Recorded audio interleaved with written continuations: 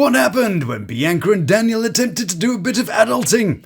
And how long will it take them to annoy each other into single life? To answer this and many more questions, allow me to take us back to the beginning. Hello and welcome to Lawd Lukan. It's time to sit back in horror as we recap Bianca and Daniel's Season 6 escapades. But before we do, big loves to those who've subscribed, you beautiful people, and a bucket of freshly baked cinnamon rolls to the lords and ladies of the Lukan Manor. We've also got something prickly and unpleasant to get close to. Yes, it's the return of Coraline and the limp handshake that is Daniel. I think either she had some work done around those eyes or the Photoshop department got carried away again. So let's look at it normally. Oh, yep, Photoshop department. So, the man she claimed was gay and so terrible that she opted to date those studly Warhammer guys instead, is now living with her again in their swish new apartment building. And it starts off with something that looks like one of those found footage horror movies, where the victim is like, if anyone finds these tapes, tell my family I love them and I did what I could. So, as she pretends that she can stand in by walking miles ahead, we're treated to a little glimpse of the complicated mental acrobatics that Daniel's mind is capable of. You know what I was thinking about? Boys, Pokemon cards, leaving her ass and putting up with having no money instead. Not the news that he was thinking at all is a bit of a shocker. So as we recover from that revelation, let's see what it was. What you would look like if you were bald. Oh darling, I was just watching you slink across the car park in your gym gear, and I thought, I wonder what she looks like bald. And it's such a strange thing to say. Was he just picturing her bald or thinking of shaving her head? But, as soon as he brought it up, I bet her head's really big and round when you shave her hair off, like a lollipop with an attitude problem. I shouldn't mock the afflicted, really, but, she'll be fine. Probably has a problem buying headphones, though. Why would you think that? Why not? Yeah, thought police. He can think about you being bald if he wants to. Who's the ass, him or you? It's a mystery why he wants to, but hey, go Daniel. But then I realised that having Coraline back in the show means we're going to have to listen to her annoying voice again. That would make me really happy. Ugh, give me nails and a blackboard any day. This bit is mostly boring. There's another recap of the whole car crash bit explaining her financial freedom. I didn't realize she was drunk. Is what she says for insurance purposes. I have a feeling that this is all just footage they had from last season and they had to do something with it. All this car breathalyzer stuff, snore, old interviews which are supposed to be recent. It was such a slog. But I did have some fun along the way. We get to play another round of Who Has the Least Butt. Last season's winner was Jualia with this effort. But I do think she's got some competition this season as Coraline enters the arena. Ooh, quick, gym class has started and we better not be late. Circle round, circle round.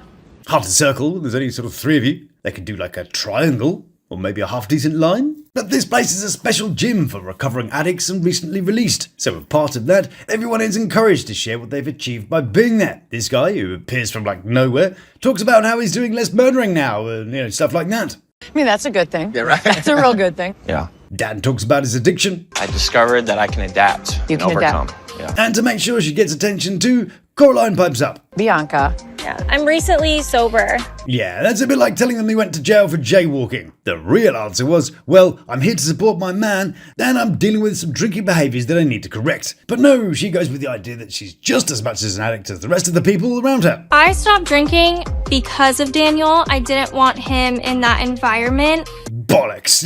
Let's just have a quickie look at what she said when her drinking was addressed before. I can drink if I want to drink. Thank you for the support. Yeah. It started to just make me feel like and I just didn't want to drink anymore. Stop all this faffing about. Let's get some burning done. Feel pains like, it's good for like tomorrow and stuff. Yeah, go gym. I love your effort. I love it. And that pretty much sets the tone. My knees hurt. Come on. I'm not wearing the right prosthesis. You're good. Come on. I hate this. Limey, do we have to put up with them moaning the whole way round? So, to save you this horrendousness, we're skipping to the end to have this little teaser. I had a slip. Next, we've got something that's arid and has disappointing peaks. It's Coraline and Daniel. Then it's drama queen time, as Daniel has got some mail. Not very new mail, clearly. This was back in November last year. They really are digging out the old footage for this season, aren't they? And now it's just some lightweight story about how Dan non-paying his fines. Okay then, Lalu, give me what you got. Hey, I got court tomorrow. What do you mean? I mean the big building with judges in it, but, that's not important right now. I just found this in my email, but So what do you think happens? Do you think the girl who looks like she hasn't washed her hair since the last season is going to handle it with measured calmness and a realistic outlook? Or If you fail to appear as required, a warrant will be issued for your arrest. concentrate on one small part of it and get all spoilt brat about it, while staring into a middle distance with some kind of angsty teenage shell shock? Even he was a bit taken aback by her overreaction. I don't have anything else to say, so. Okay. Okay, so yeah, great. Well, I'll just make sure I'm going to court then. Good talk. So anyway, I bought this new hair shampoo. Okay. So if this was filmed around November 2024, and the most wonderful Amber and her recording too reported a conversation with Coraline, who was saying they'd split up due to his desire to speak to other beloved Disney characters in the same month. So does that mean that's what we're about to watch unfold here? Are they together in this bit, or are they just pretending to be for the show? In December last year, it was all about how they split up, and she showed a selection of screenshots, although I found it hard to tell if they were even together when they were together. We never saw them touching sensitively or loving on each other, even when they went for a delightful stroll the night after he was released. They walked at a careful distance from each other, and then when super mature Dan goes to get ready for work, About that drink I took. It's not easy for me to talk about my feelings with... does he have his own room, or is he going to get ready in this sort of officey room? I also wonder if Mom is Coraline's pet name. So, the crew follow Little Miss' lack of attractive qualities to the bedroom to sulk. Isn't it weird how a 20-something person can suddenly look 60 when she's walking away? I just think he's acting like a man-child.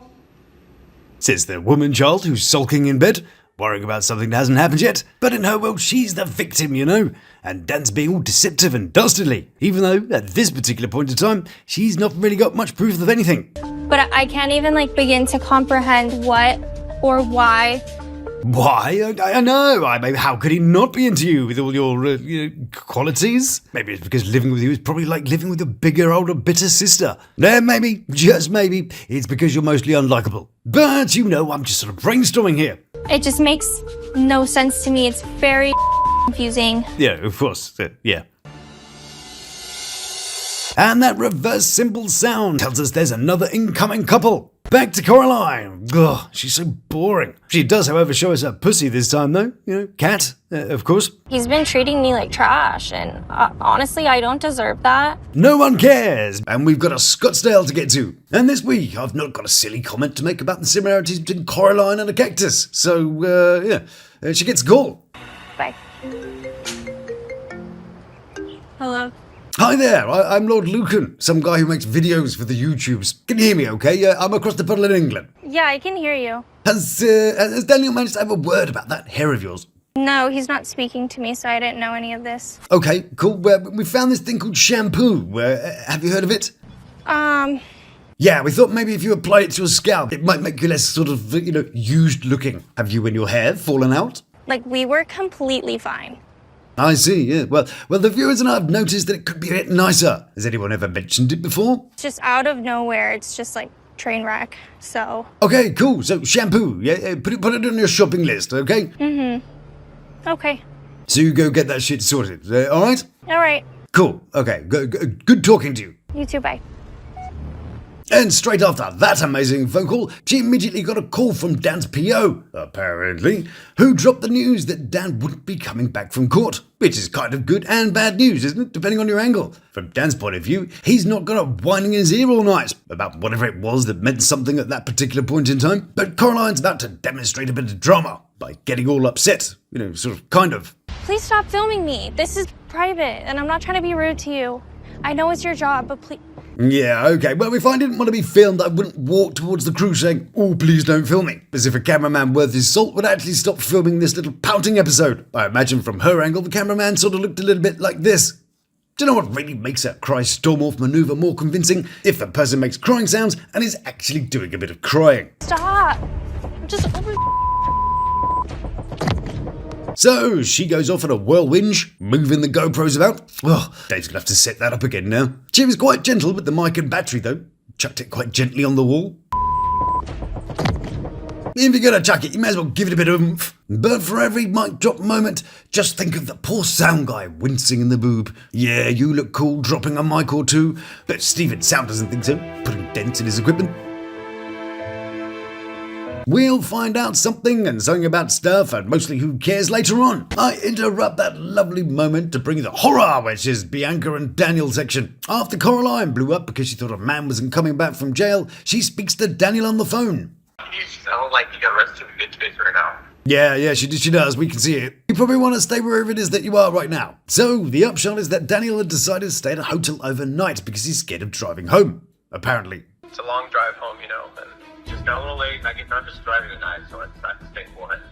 Sure. Alright then. I wonder if this is where he's paying this young lady a visit. Or where he gets his scribbly white line out for that other woman. Well, we do know that this is the bit where she lies. I guess he's telling his parole officer that I'm the problem, and he just needs to be away from me.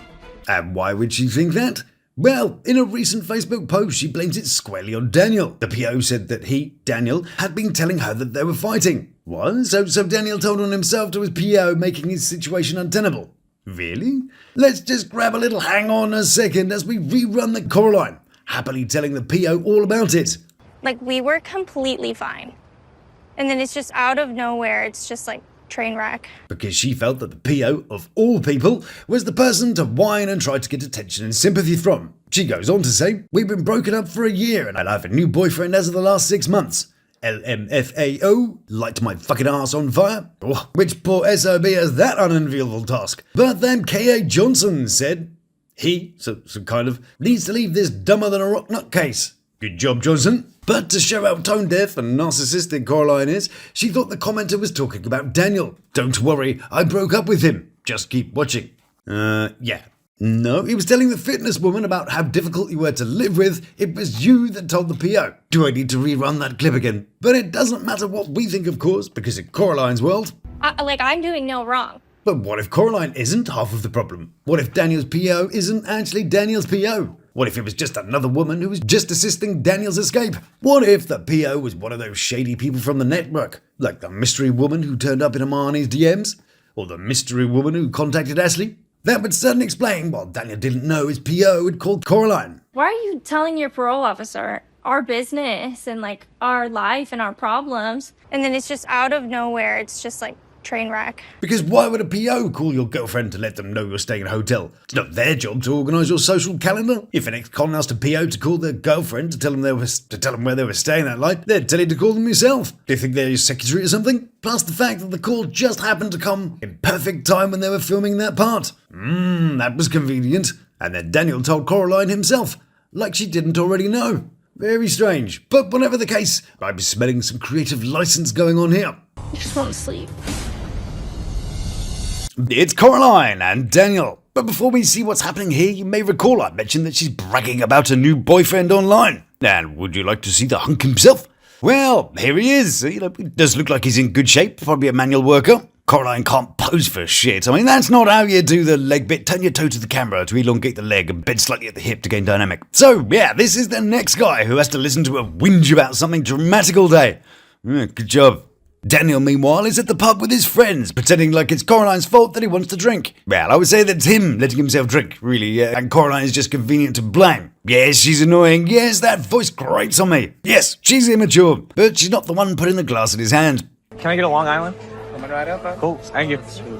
We all know if you want to get a little bit merry, a little bit quickly, that bad boy's got 4 shots of spirits in it. And a personal favourite of mine. But don't worry, his mates are there to keep him motivated to stay sober and not to encourage him on a path that's been destructive before. Do it, bro. Yeah, do it. Good job. Now you know those moments when you say something and then life suddenly turns around and slaps you in the face with it moments later? Like, oh, this ice looks nice and thick. I'm sure I won't fall through it. Or, this submarine looks safe. I'm sure we won't get vaporized in a fraction of a second. Well, Daniel here knows what I mean. She has her location. I wouldn't doubt it if she just shows up here somehow. Oh no, busted! I hear her vision is based on movement, so if we all sit here totally still, she might just go away. What's up? One last fling for today, and it's with Coraline and Daniel. And we rejoin them as Daniel just so happened to be doing a shot. I just took a shot. I do wonder if this was one of those moments where the crew say, hey, why don't you guys all do a shot? conveniently timed for the arrival of the second unit and the Coraline. But shh, no, it's all totally natural. Yes. Anyway, Mum's busted us having fun again. Something that Chad Bro Chaddington here thinks is delightfully entertaining. So she lectures him for like ages about blah blah and something. I don't know, I wasn't really listening. She probably even has a point, but that saran wrap voice just grains my giblets. He tells her that he's a big boy now and he's out playing with his friends. And if he wants to play these stupid reindeer games, then that's his choice. He's a grown up and everything. I know it's your choice, but you're also an alcoholic. I'm a drug addict. Yeah, get it right. He's not all wonky like those smelly drinkers binging on their disgusting alcohol. He like crack, and that's much better. So sort of somehow more healthy. Well, have you ever seen a fat crackhead? No, you haven't. So, take that, reasoning. And you can almost hear the collective sigh as Pooper Party's Coralines decides that everyone isn't allowed to be having fun anymore and sits down to ruin their evening too. You want a drink? No, I don't drink. Oh, she doesn't drink. I went sober. But not for long, as she storms out straight after nagging him in front of his mates and not getting the attention that she wants. Okay, then go. See you later. What's wrong with him?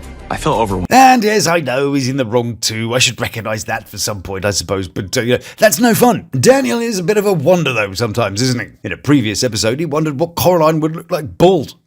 Interesting.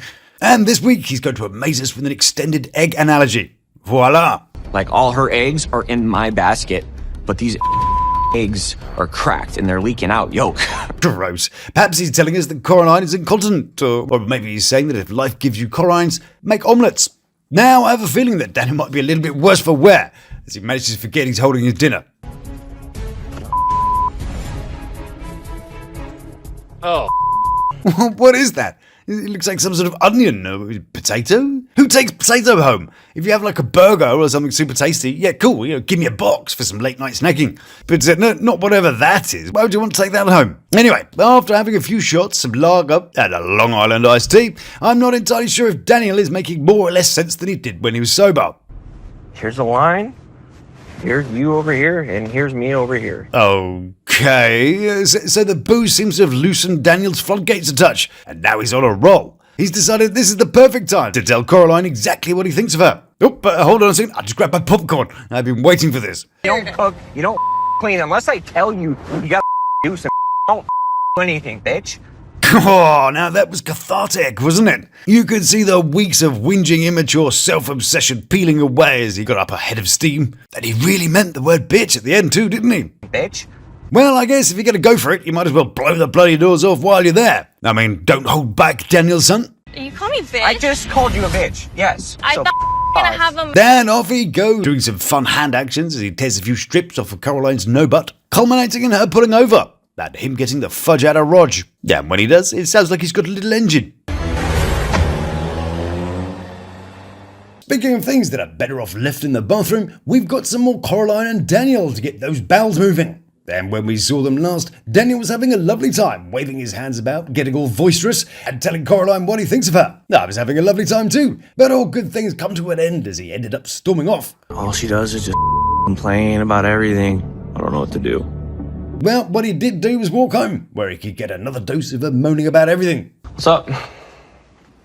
I think it's just irresponsible. Snore, I don't care what she's got to say. She could be completely right, but the voice, ugh. So, because he's such a grown-up, Daniel sulks off to his bedroom, which looks like a 14-year-old's bedroom. Look, with his little neon lights, and the TV handily blocking off the view of the bed. I wonder why he blocked that off. Hang on a second. It's because he's putting on a little show right there, isn't it? See the desk, the neon wall light, the chair? I think there's been more wand-waving than a Hermione Granger convention. And how together are they? They have their own rooms, separate beds. I did want him to commit to me, but now I'm like, that was really stupid to think. Now a very quick trip to Coraline and Daniel. They argue, he swears at her, which never gets old. They break up, and then he goes into his room and starts to pack. I wonder where he's going. Well, he moves to the other side of the room. Good job. Are you kidding me? Before we get on our little high horse for the day, I thought I'd mention the news that Coraline is now with child. Yes, indeed, she and Nick here are looking forward to welcoming the arrival of a child and the departure of their senses in March next year. Now, we know who Coraline, also known as Bianca, is, the estranged daughter of soccer-balling person that, nobody's ever really heard of, and the person that she shares the same head with. So, give it a few years and she'll sort of look like this. Lovely. But while we're here, I wanted to show you this delightful holiday slap. Lovely. She totally looks like her dad, though, doesn't she? Not so much the son, Matteo Di Paolo, who is pictured on the father's Instagram, raising cups, graduating, playing football, and then there's a picture of his daughter. Yeah, I bet she's totally not bitter about that. But what about Nick Tishman, or Tishy as his friends call him? Well, we know he must be super cool because he dropped the K in his name.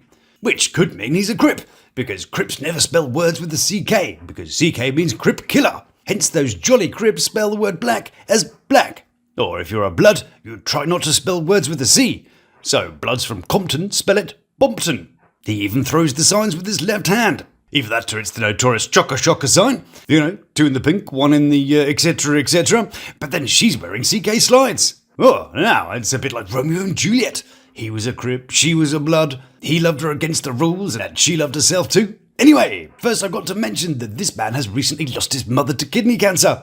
So huge love and condolences to his family. Cherry was a photographer and a huge tennis fan. And he did love her very much. He even posted pictures of her in her bikini. Yeah. Now I wonder if mummy issues is the reason why he gets on with Coraline's bossy nature. So, Nick graduated Florida Atlantic University in 2023 and is a tax preparer and debt specialist who recently retrained as a paramedic with the view to becoming a firefighter. He was a bit of a jock and loved to hang out shirtless with his mates. Nothing like a bit of grab ass in the showers, maybe. There's nothing more manly than hanging around with your manly mates. He was introduced to the concept of friend zone by this young lady. And that's a fairly educated guess that this is Maria. Hello, Maria. And she's been popping up through the years for a quick ride and a dance or whatever it is that's going on here. As we can see from his other friend, Jasmine. And from the understated Jasmine, we go to Coraline. Did you keep the receipt? Well, it's a bit late for that. In June this year, she commented that she'd been with someone for 6 months. June, incidentally, is the conception date for babies that were born in March 2026. So we can assume she's only been with this guy for 6 months. However, Sarcasm reports that she's known him for 10 years. However, it has never appeared in any of his social media accounts, so my guess is that they met at school and tried to make it not look like they just got together and he got her up the duff almost instantly, and therefore the pregnancy isn't totally rushed and poorly thought out. Another thing I wonder is if she has all this money from the car accident thing, then why has she posted an Amazon shopping list with like $100 of stuff on it? I bet she chose this one because it looks like her. Which then made me wonder what her motivation was. To stay in the show? To do the influencer grift? Surely if she stays in the show, she's going to need Daniel, so how is he going to fit into the story? Oh, one last thing. She may have modelled for a few things in the past, but she can't pose for shit. She stands there like she's doing her best pose, but it irritates me so much. People claim the label model because someone once took a few shots with a proper camera. Tilt your head in, missy, not out. You look detached and you look like you're trying to get away. She's pointing toe, okay, but turn that towards the camera and those legs won't look as stubby. That's why you see many female presenters stand on TV like they need a wee. It's great for framing. It makes you look all hourglassy. Anyways, all the best to her and Discount Benson Boone. They've got a large family. Money. So I'm sure they'll be there to support them. We are transported as if by magic to Scottsdale, Arizona, to see something thin with a big round face on it. That's right, it's Coraline and Daniel. And oh no, poor Coraline is left with a box of stuff. It's not fair for me to do this all by myself. All by yourself? What, that entire box of clothes? Oh, what a nightmare. I mean, that'll take like 10 minutes and stuff. Oh, what a liberty. Although I could probably sort it out from here.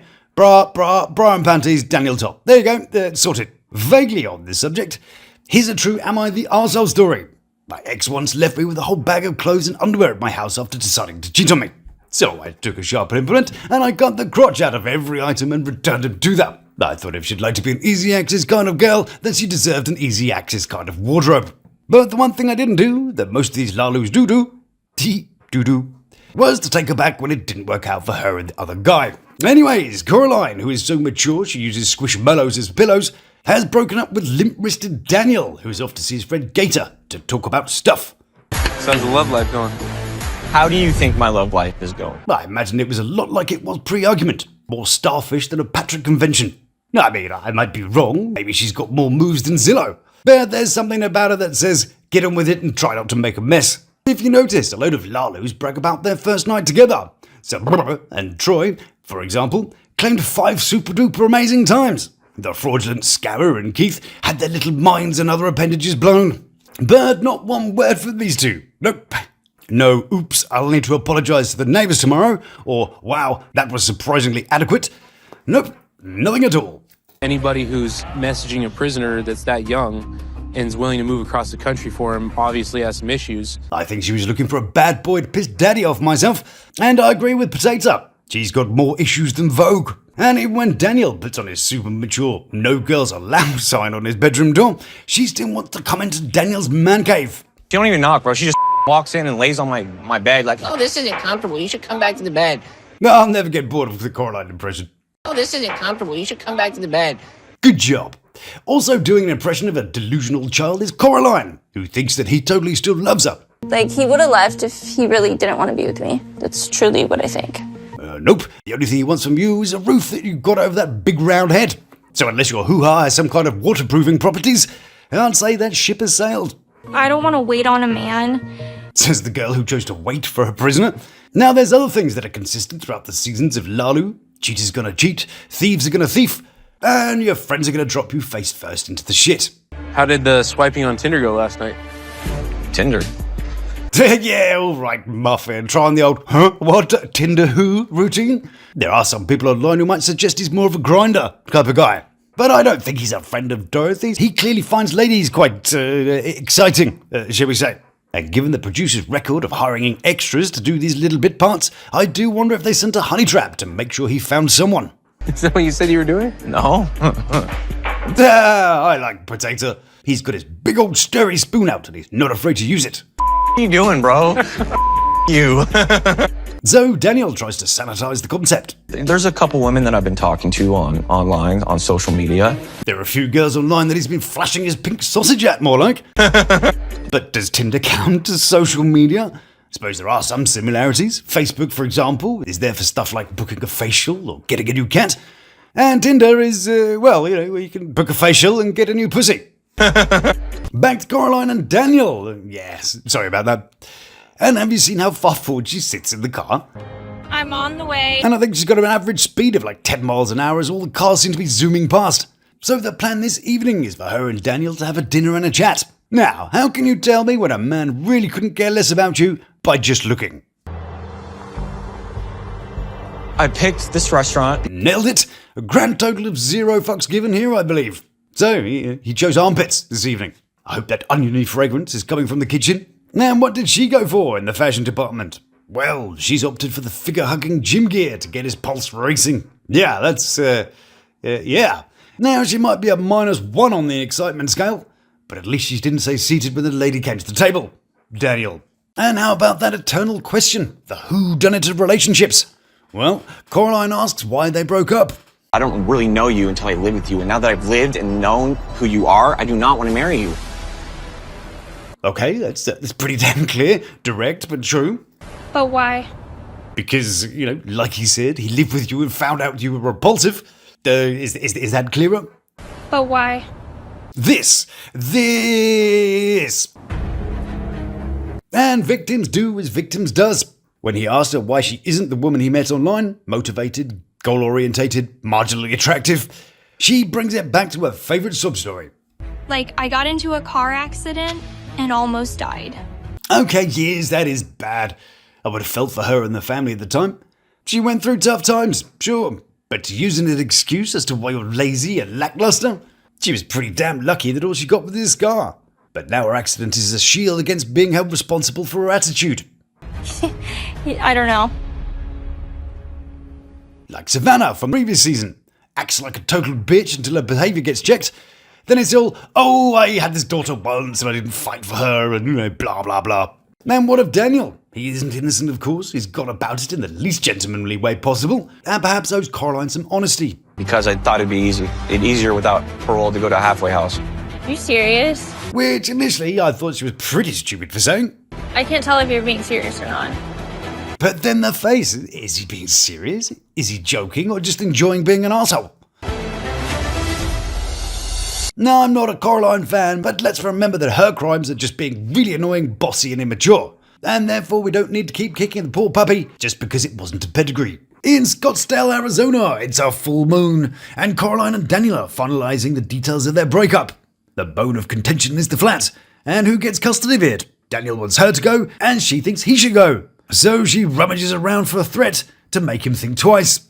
I can bring a ton of alcohol into the house and then call your PO up. She'll kick you right out. Do it.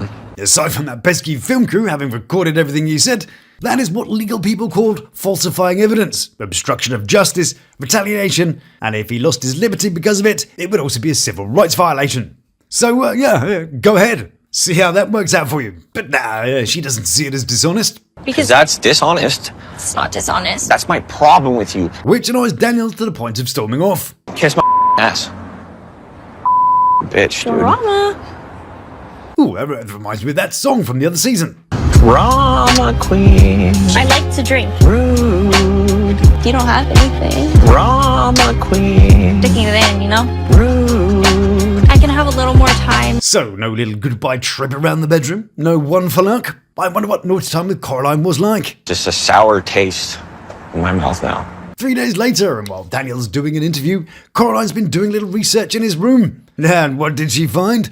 Well, it's those pictures I've been showing you for the last few weeks, and a lengthy list of ladies in his DMs. Now, there really isn't a winner here, is there? Daniel's clearly a pussy for not being able to approach Caroline before she became too much for him, but I can't help but kinda like his yup response to her. You're literally cheating on me with so many women. Yep. I just looked at literally every message. Yep. It goes back from a long time ago. Good. You're He is an arsehole for what he did, regardless of how awful it must be to live with old Moni Pants. I think she's earned the right to call him a piece of shit, albeit the result that everybody saw coming. Good. you're a piece Good, thank you. of literal piece of that is awful behavior. Okay, stay out of my room. So is that the end now for these two? Will we get a little more this season? Well, we'll have to wait and see. Eat. Caroline and Daniel pop up again. Well, I didn't expect to see them. Caroline has moved back to Florida so she can get pregnant with Nick. Good luck with that. And Daniel, well, he's sorted a new place too. I failed the drug test for alcohol. Got really drunk a couple weeks ago, and my PO got pretty pissed off. Yes, indeedy, Daniel got hit with the 90-day program, and not the one with Big Ed, after failing an alcohol test. So that flat and that job that he had, well, he doesn't need to worry about them anymore because somebody else has got them. Good job. Was it worth it to get drunk again? No, because I'm back here. So if you like what I do, then please do like, subscribe, and check out one of these little beauties. So until we meet again, stay beautiful, love to my three, and you take care of yourself. Please subscribe now for our class. Thank you.